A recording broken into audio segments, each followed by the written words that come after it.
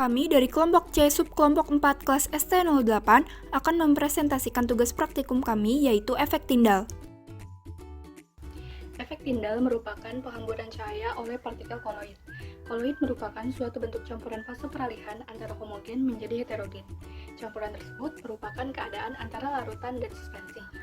Larutan merupakan sistem homogen yang terdiri dari zat terlarut dan zat pelarut, sehingga antar keduanya tidak dapat dibedakan. Sedangkan suspensi merupakan campuran yang masih dapat dibedakan antara zat pelarut dan zat yang terlarutnya.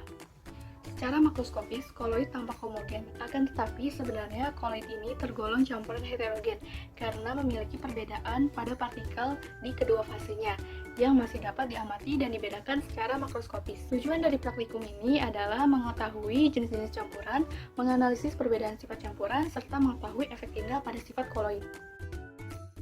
Alat yang digunakan pada praktikum ini antara lain 3 gelas kaca, 3 sendok, senter, dalam hal ini saya menggunakan senter dari handphone, dan kertas putih sebagai layar. Lalu bahan yang digunakan yaitu tepung terigu, garam, susu bubuk, dan air. Hal yang pertama dilakukan adalah masukkan tepung terigu sebanyak 1 sendok ke gelas pertama. Setelah itu diberi air kira-kira sebanyak 100 ml. Lalu aduk hingga campuran dicampur dengan sempurna.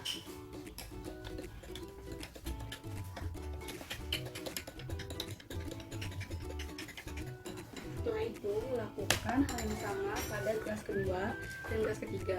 Gelas kedua diberi campuran susu bubuk dan gelas ketiga diberi campuran garam.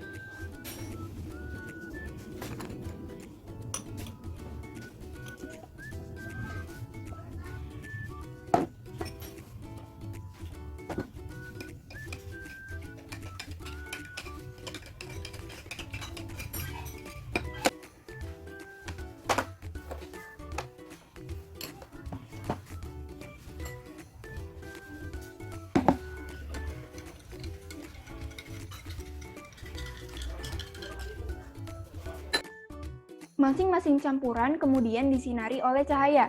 Berdasarkan praktikum, hasil pengamatan yang diperoleh antara lain, pada campuran air dan garam, partikel zat pelarut dan partikel zat terlarut sudah tidak dapat dibedakan lagi.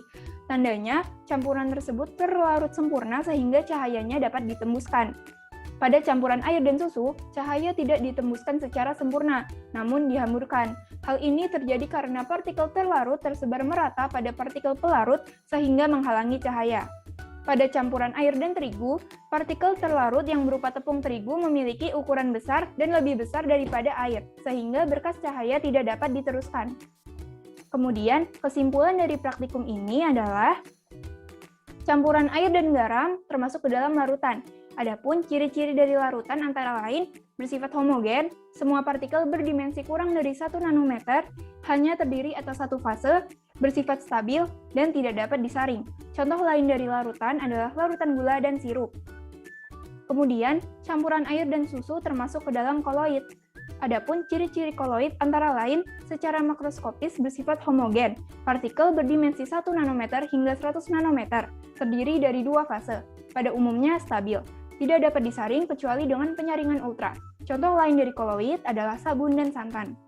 Kemudian, campuran air dengan tepung terigu termasuk ke dalam suspensi. Suspensi bersifat heterogen, salah satu atau semua dimensi partikelnya lebih besar dari 100 nanometer, terdiri dari 2 fase, tidak stabil, dan dapat disaring. Contoh lain dari suspensi adalah kopi dan air dengan minyak. Sekian praktikum kami.